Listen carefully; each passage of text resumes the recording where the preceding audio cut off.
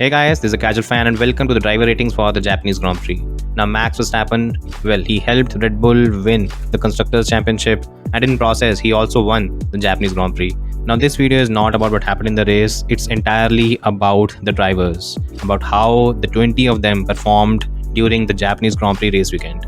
So yes, we are not going to waste much time, we're going to get straight to it and let's start the driver ratings for the 2023 Formula 1 Japanese Grand Prix.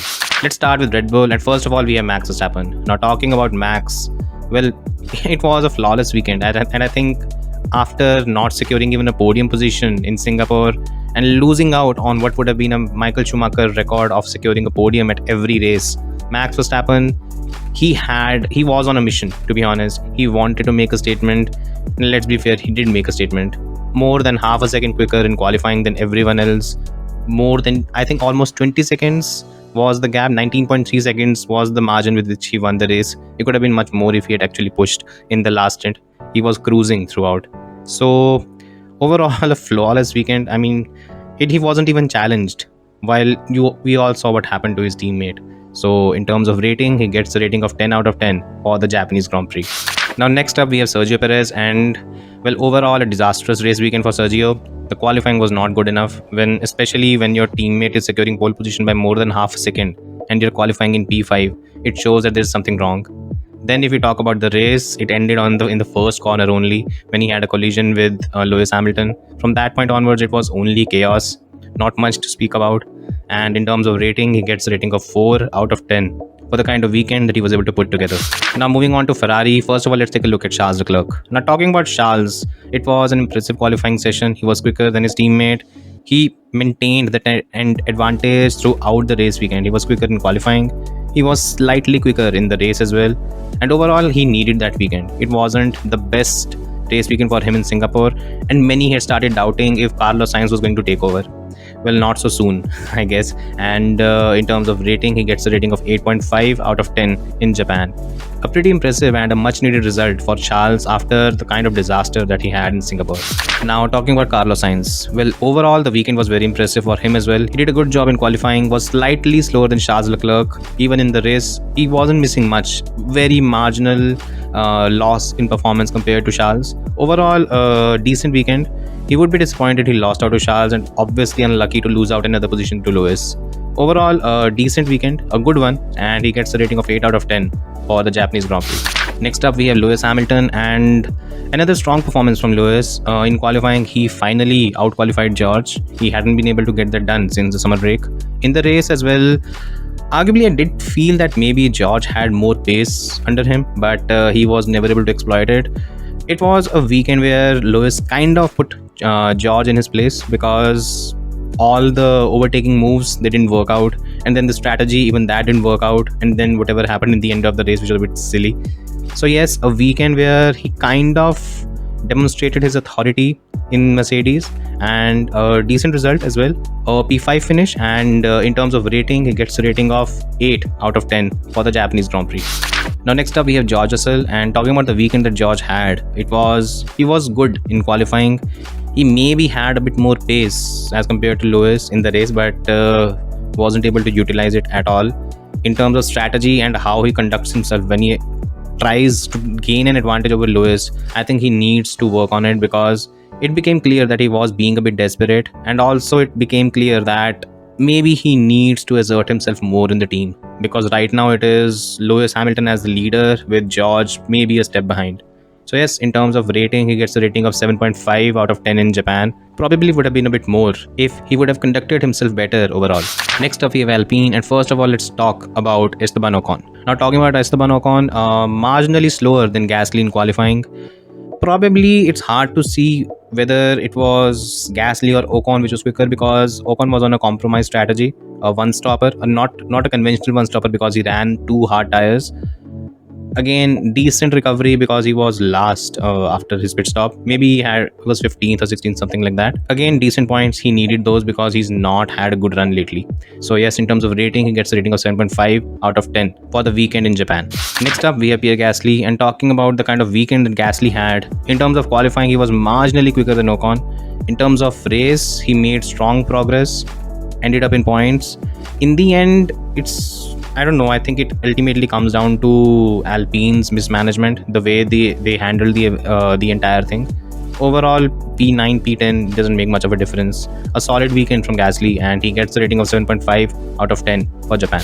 Now, moving on to McLaren. First of all, let's talk about Lando Norris. Now, talking about Lando, he was slower than Oscar in qualifying, not by a lot, just marginally, and that is something that he needs to keep an eye on in the future. In the race, there was no competition. Being almost 17 odd seconds quicker than Oscar is, it's very impressive, and it shows the kind of superiority he still has in race pace. Overall, a very strong weekend, and he's starting to emerge as a contender who could possibly get the next win if Max has another misstep in the coming races. So yes, in terms of rating, he gets a rating of 9 out of 10 for the weekend in Japan. Now talking about Oscar Piastri, first of all, congratulations for the podium. An impressive and probably the first of many that he's going to secure in his career. Then talking about qualifying, impressive that he actually managed to get one over Lando. Then in the race, he still needs to work a bit. He's just a step behind Lando, and probably the tire management was something new for him, and that is what cost him. And still a podium, good result, and he gets a rating of 8.5 out of 10. Not bad for a rookie, isn't it? Next up, we have Alfa Romeo, and first of all, let's talk about Valtteri Bottas. Now, there's not much to talk about Valtteri because he's severely limited by the car. Alfa Romeo, the car and the team has become a bit of a joke. I mean, lack of inspiration and everything. This is not the video for that. His race was cut short. Again, a collision with Logan Sargent. We'll get to him later in the video. So he has not a weekend to remember. In terms of rating, he gets a rating of 5 out of 10. Next up, we have Zhou Guanyu, who was, well, shockingly slower than Valtteri in qualifying. In the race, he made sure that he did not suffer a DNF and ultimately ended up finishing P13. Not much to speak about, to be honest, and a weekend to forget for Zhou as well. In terms of rating, he gets a rating of 5 out of 10 for the weekend in Japan. Next up, we have Aston Martin, and first of all, let's talk about Fernando Alonso. Now, talking about Alonso, decent qualifying, he got the best that he could from the car. In terms of the race, again, he did the best that he could. Probably he was a bit limited by the strategy and the car because he was running P6 early in the race. A weekend which he secured some points with the Aston, that was the best that was possible, and he gets a rating of 8 out of 10 for the weekend in Japan. Next up, we have Haas, and first of all, let's talk about Nico Hülkenberg. Now, talking about Nico, he was a bit slower than Kevin in qualifying. He got knocked out in Q1. He was slightly quicker than Kevin in the race. He had made up a few places at the start of the race, and even then you could see that he had just a little bit of edge. Overall, not much to speak about. He was second last at the end of the race because Haas does not have any race pace. So he has a weekend to forget like many others. I think he would be desperately hoping for whatever that upgrade brings in Austin, because that is probably what the entire team is banking on right now. So yes, in terms of rating, he gets a rating of 6 out of 10 for the weekend in Japan. Now talking about Kevin Magnussen, he has shown improvement in qualifying again, and he was slightly quicker than Hülkenberg. He made it to Q2. In the race, he was slightly slower, and he finished one place behind Nico. He was also hampered by the crash with Sergio Perez. That kind of ruined his race. So yes, in terms of ratings, he gets a rating of 6 out of 10 for the Japanese Grand Prix. Next up, we have AlphaTauri, and first of all, let's talk about Yuki Tsunoda. Now, in terms of qualifying, Yuki was very impressive. He made it to Q3. He out-qualified Liam as well. And in the race, he was pipped at the start by Liam, and I think he will be a bit disappointed to lose out to Liam in the race, because in terms of race pace, it does not appear there was much difference between the two of them, and that is not a good sign, in all honesty. Still a strong weekend from Yuki, and he gets a rating of 8 out of 10 for the Japanese Grand Prix. Next up, we have Liam Lawson. Now talking about Liam, he continues to impress everyone, doesn't he? Another impressive weekend from Liam Lawson. He was marginally pipped in Q2 and he could not make it to Q3. In the race, he made a strong start. He finished the race in P11, just ahead of Yuki Tsunoda. And in terms of getting the job done, I think he has done the best he can do, especially with the kind of prospects that are there for him right now. So yes, in terms of rating, he gets the rating of 8.5 out of 10 in the Japanese Grand Prix. Next up, we have Williams, and first of all, let's talk about Alex Albon. Now talking about Alex, I think he was severely limited by the car this weekend. He dragged it to Q2, which was impressive. In the race, I guess, again a DNF, so not much to speak about. He would have hoped for better, but It is what it is sometimes with Williams. Sometimes the car just is not in the window and it does not suit the track. In terms of rating, he gets a rating of 6 out of 10 for the Japanese Grand Prix. Now finally, we have Logan Sargent. And I think I've said it quite a few times now. Every time during the race weekend we see Logan Sargent, it is because of an incident. In qualifying, he had a crash. In the race, he had a crash, and then he DNF'd.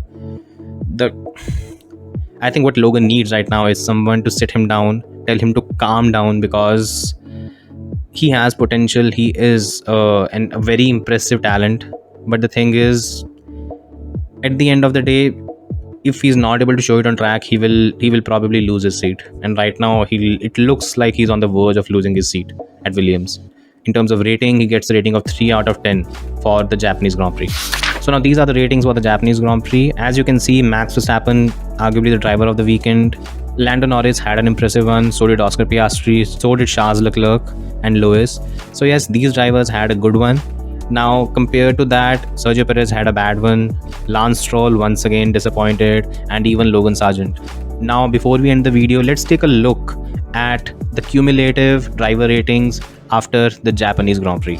Now looking at these ratings, you can see that Max Verstappen, he continues to be at the top. There are a few surprises, by the way. Lando Norris is now on level with Fernando Alonso and both have 7.8 average rating over the season. Lewis Hamilton is now the 4th best driver of the season. George Russell is 7th. Liam Lawson is right now in P6, but again his sample size is much smaller. Then we go down the list and we take a look at Sergio Perez in P16, a massive disappointment.